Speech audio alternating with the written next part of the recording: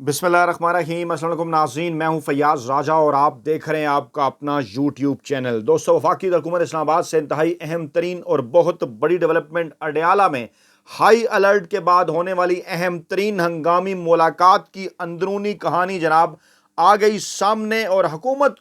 हुकूमत की जानिब से पाकिस्तान तहरीक इंसाफ को मुसलसल मुज़ाकरात की दावत, लेकिन मुज़ाकरात पाकिस्तान तहरीक इंसाफ के सिर्फ और सिर्फ GHQ और ISI से, यानी आर्मी चीफ और DG ISI से होंगे, ऐसा कहना है अहम तरीन शख्सियत का। तफसीलात में जाने से पहले आपके सामने रखना चाहेंगे जनाब पाकिस्तानी इस्टेब्लिशमेंट का इंतहाई हैरान कुन रद्द अमल एक ऐसे माहौल के अंदर कि जब पाकिस्तान तहरीक इंसाफ की नशिस्तों की वापसी भी होना शुरू, आज एक बड़ी डेवलपमेंट के नतीजे में बिलाल एजाज विर्क साहब की नशिस्त हुई वापस, तहरीक इंसाफ को अपनी सीट वापस मिल गई। लाहौर हाई कोर्ट के तहरीरी हुक्म के बाद इलेक्शन कमीशन ने बिलाल एजाज वर्क की कामयाबी का पुराना नोटिफिकेशन जो है वो बहाल कर दिया है। इलेक्शन कमीशन ऑफ पाकिस्तान की जानिब से ताज़ा तरीन जो है वो नंबर गेम भी जारी कर दी गई है, जिसके अंदर मारी गई है डंडी और पाकिस्तान मुस्लिम लीग नवाज को सबसे बड़ी सियासी जमात करार दिया गया है, क्योंकि मखसूस नशस्तें एक भी नहीं दी गई पाकिस्तान तहरीक इंसाफ को, तमाम की तमाम मुखालफिन के खाते में डाल दी गई। लेकिन इसी माहौल के अंदर अली अमीन गंडापुर की जानिब से अहम तरीन और बड़ा बयान, हक ना मिला तो इस्लामाबाद पर कब्जा करेंगे। अली अमीन गंडापुर KPK के वज़ीर आला अल्टीमेटम दे दिया। उन्होंने, उनका कहना है कि जनाब इमरान खान ने कोई गैर कानूनी काम नहीं किया, ना वो मुल्क को नुकसान पहुंचाना चाहते हैं, ना पहले पहुंचाया। उन्हें मजीद कैद में रखना अब किसी के बस में नहीं। पाकिस्तान तहरीक इंसाफ के योम तासीस के ऊपर उन्होंने ये खिताब किया था और कहा, उन्होंने जनाब के इंतखाबात के अंदर हुई बदतरीन धांधली, मैंडेट चोरी करने वालों को मुसल्लत कर दिया गया, लेकिन ज़ाती मफाद में पड़ने वाले कामयाब नहीं होंगे। उन्होंने कहा कि कोई ताकत हमें बानी PTI यानी इमरान खान से दूर नहीं कर सकती। 8 फरवरी के बाद 21 अप्रैल को दोबारा हरकत की गई है, सब सुन लें, माइनस इमरान खान कोई नहीं कर सकता। उनका कहना था कि आने वाले दिनों में अगर हक ना मिला तो फिर खैबर पख्तूनख्वा निकलेगा, और अगर खैबर पख्तूनख्वा निकलेगा तो बानी पाकिस्तान तहरीक इंसाफ इमरान खान को रिहा करवा कर ही जाएगा। उन्होंने अल्टीमेटम दिया कि अगर हमें हक ना मिला तो हम इस्लामाबाद पर कब्जा कर लेंगे। रद्द अमल के लिए ख्वाजा साद रफीक को आगे किया गया जनाब नून लीग की जानिब से, और मौसूफ ने कहा कि जनाब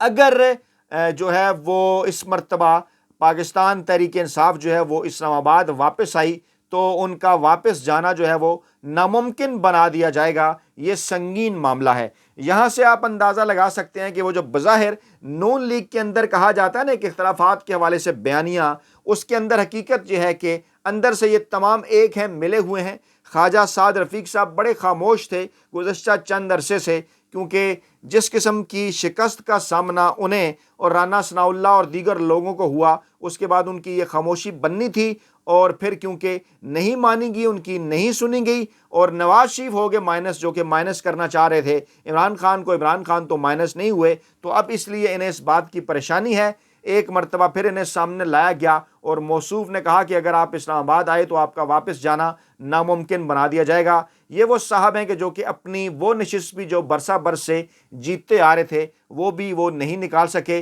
दूसरी जानिब मुस्लिम लीग नवाज की जानिब से मुसलसल पाकिस्तान तहरीक इंसाफ को मुज़ाकरात की दावत दी जा रही है। आज जनाब इरफान सिद्दीकी साहब ने भी ये फरमाया कि हम पाकिस्तान तहरीक इंसाफ की तरफ हाथ बढ़ाने के लिए तैयार हैं, पाकिस्तान तहरीक इंसाफ से मुज़ाकरात करने के लिए तैयार हैं। लेकिन इन तमाम तर चीज़ों के पीछे मामला क्या है? क्यों कर एक मरतबा फिर इस किस्म की जो मुज़ाकरात की पेशकशें हैं वो जनाब हो रही हैं? मामला कुछ यूँ है कि इस वक्त पाकिस्तान की आला अदलिया, जिसमें supreme court of Pakistan, Lahore high court और इस्लामाबाद हाई कोर्ट, कमोबेश तकरीबन 1.5 दर्जन के करीब जज साहिबान, उनका ये मौक़िफ़ है कि अब तक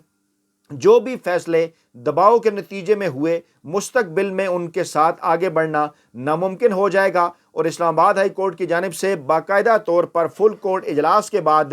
जो है वो ये मौक़िफ़ इख्तियार किया गया कि जनाब अब इदारा जाती सदा के ऊपर रिस्पांस किया जाएगा अगर किसी किस्म का कोई दबाव इस्लामाबाद हाई कोर्ट के ऊपर बढ़ाया गया। ڈیلینگ ٹیکٹکس ہیں، چاہے معاملات سپریم کورٹ آف پاکستان کے اندر ہوں، چاہے لاہور ہائی کورٹ کے اندر ہوں یا پھر اسلام آباد ہائی کورٹ کے اندر ہوں، تمام کے تمام ڈیلینگ ٹیکٹکس ہیں۔ عمران خان اور بشرا بی بی کے خلاف جتنے بھی کیسز ہیں وہ ایک ایک کر کے ریت کے گھروندے ثابت ہو رہے ہیں، چاہے وہ سیفر کے معاملات ہوں، 9 مئی کا معاملہ ہو، توشہ خانہ ہو جس کو 190 ملین پاؤنڈ کہتے ہیں وہ ہو، یا پھر وہ نام نہاد عدت کے کیس کا معاملہ ہو، ان کے اندر کسی قسم کی کوئی جان نہیں۔ اور اب عدالتوں کا موڈ بھی یہ نظر آ رہا ہے کہ لاہور میں، اسلام آباد میں اور even supreme court of Pakistan کے اندر یہ کیسز جب بھی آئیں گے آئین اور قانون کے تحت ہوگا فیصلہ، اور یہ تمام کے تمام کیسز ہوں گے زمین بوس۔ اور اپریل کا مہینہ جس کے اندر اب 5 دن باقی ہیں، 4 دن باقی ہیں، اگر عمران خان کی خدا نخواستہ رہائی اپریل کے مہینے میں ممکن نہ ہو سکی تو مئی کے مہینے میں تو ہر صورت یقینی نظر آ رہی ہے۔ اور ایسے ماحول کے اندر کہ جب مافیا کو، ہینڈلرز کو اور سہولتکاروں کو اچھی طرح سے اس بات کا اندازہ ہو چکا کہ اب عمران خان کو جیل کے اندر رکھنا ہو چکا ہے ناممکن، ہر صورت انہوں نے باہر آنا ہے اور عوامی تحریک کو انہوں نے لیڈ کرنا ہے، تحریک تحفظ آئین پاکستان۔ اس لیے عمران خان سے ڈیل حاصل کرنے کی، ان پر دباؤ بڑھانے کی کوششیں ہیں۔ ایک طرف مذاکرات کی پیشکش ہے، دوسری جانب جناب وہی حرکتیں جو ماضی میں بھی اس سے پہلے مافیا ہینڈلرز اور سہولت کار کر چکے۔ لیکن اس دوران علی امین گنڈا پور کا یہ جو بیان ہے اسے انتہائی اہم قرار دیا جا رہا ہے، کیونکہ اس بیان کے اندر جو ہے وہ خاص بات یہ ہے کہ انہوں نے کہا ہے کہ ہم اسلام آباد کی جانب مارچ کریں گے، خیبر پختونخوا نکلے گا، اور اس مرتبہ عمران خان کی رہائی کے بغیر جو ہم واپس نہیں آئیں گے۔ اس سے پہلے ان کی ایک ملاقات بھی ہوئی اڈیالہ جیل کے اندر علی امین گنڈا پور کی، جس کی ایک اندرونی کہانی بھی سامنے آئی ہے، کیونکہ ایک تاثر دیا جا رہا تھا کہ جناب پاکستان تحریک انصاف کے درمیان اختلافات ہیں۔ علی امین گنڈا پور صاحب کے اوپر بھی کچھ لوگ سوالات اٹھا رہے تھے، کے پی کے اندر جو پاکستان تحریک انصاف کے کچھ وزراء ہیں ان کے ساتھ ان کی اختلافات کی کہانیاں بھی آئی تھی سامنے۔ اور اب اطلاعات جو ہیں، اندرونی کہانی یہ ہے کہ علی امین گنڈا پور صاحب نے کابینہ ارکان کے اختیارات کے ناجائز استعمال اور شکایات کی رپورٹ عمران خان کو پیش کر دی۔ ذرائع کے مطابق وزیر اعلیٰ کے پی کے علی امین گنڈا پور اور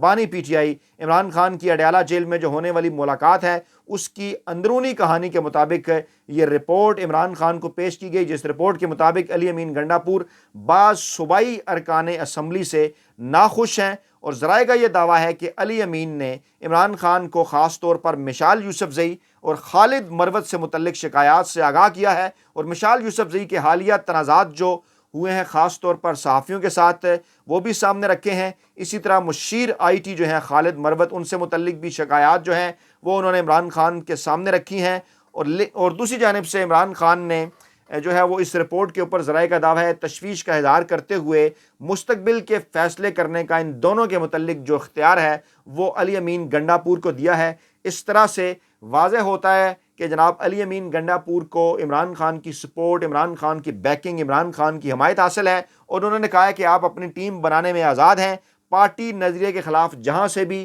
جو بھی اقدامات کرتا ہے آپ جناب اس کے اوپر باس پرس کریں۔ اور ذرائع کے مطابق کابینہ کے اندر بھی، کے پی کی کابینہ کے اندر بھی تبدیلی ہونے والی ہے علی امین گنڈا پور کے فیصلوں کے بعد، اور اس کے بعد پھر علی امین گنڈا پور کے پی کے کی سطح پر کے پی کے کی قیادت کے ساتھ مل کر جو ہے وہ اسلام آباد کی طرف آنے کا جو ہے وہ ارادہ رکھتے ہیں۔ ممکنہ طور پر لانگ مارچ اور دھرنا ہو سکتا ہے، اور ایسی صورتحال کے اندر کہ اگر عمران خان کی یہ جو آئینی اور قانونی رہائی ہے اس کو اگر مزید ڈیلے کیا جاتا ہے، اگر عمران خان کی آئینی اور قانونی رہائی ممکن نہیں ہو پاتی، اگر دیگر جو کیسز ہیں وہ عمران خان کے اوپر بنا دیے جاتے ہیں، کیونکہ موجودہ جو کیسز ہیں ان کے اندر تو عمران خان کو اب جیل کے اندر رکھنا ممکن نظر نہیں آتا، اور یہی قرینِ قیاس ہے، یہی ماننا ہے اسلام آباد کے باخبر حلقوں کا کہ اب اگر عمران خان کو جیل کے اندر رکھنے کی کوشش کی گئی تو ڈیفینیٹلی ان کے اوپر کچھ نئے کیسز جو ہیں وہ ناجائز کیسز، غیر آئینی اور غیر قانونی کیسز جو ہیں وہ بنائے جا سکتے ہیں۔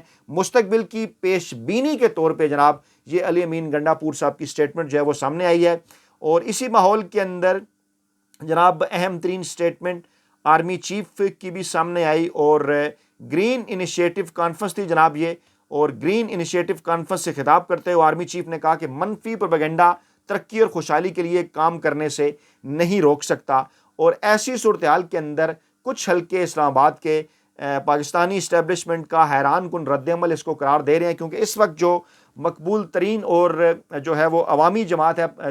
پاکستان کی سب سے بڑی ہے وہ ہے پاکستان تحریک انصاف، اور آخری الیکشن پاکستان کے اندر جو 8 فروری 2024 کو ہوئے اس میں عمران خان اور پاکستان تحریک انصاف نے اکثریت حاصل کی، اور ایسے موقع کے اوپر کہ جب اسٹیبلشمنٹ کے خود ساختہ ترجمان اس قسم کی خبریں بھی دے رہے ہیں، کالم بھی لکھ رہے ہیں، اشارہ کر رہے ہیں کہ جناب کچھ جو ہے وہ افراد، 3 کے قریب افراد کا ایک گروپ ایکٹیو ہے عمران خان اور پاکستانی اسٹیبلشمنٹ کے درمیان مذاکرات کرنے کے حوالے سے، کیونکہ یہ بات ہو چکی ہے ثابت کہ جب تک عمران خان باہر نہیں آئیں گے اس وقت تک پاکستان آگے نہیں بڑھ سکتا، جب تک پاکستان تحریک انصاف کو اس کا نیشنل مینڈیٹ واپس نہیں ملے گا اس وقت تک پاکستان آگے نہیں آ سکتا نہیں۔ اور چند دن پہلے جو ہے وہ کاروباری شخصیات کی جانب سے بھی اسی امر کا اظہار کیا گیا، یہ بات کی گئی شہباز شریف کے سامنے ایک کھلی پریس کانفرنس کے اندر کہ آپ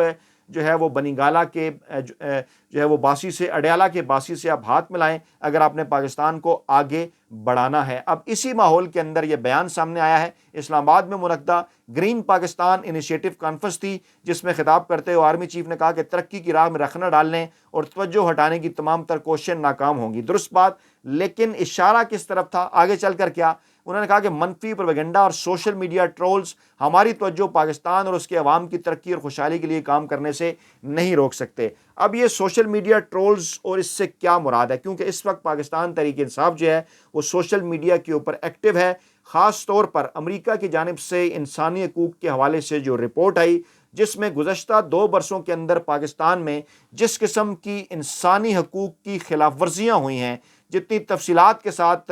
امریکی محکمہ خارجہ نے انسانی حقوق کے حوالے سے رپورٹ جو ہے وہ 2023 کی یہ رپورٹ ہے، اور اس کے اندر وہ تمام تر تفصیلات ہیں کہ کیا کچھ ہوا پاکستان کے اندر گزشتہ 2 برسوں کے دوران۔ اور پھر جناب اس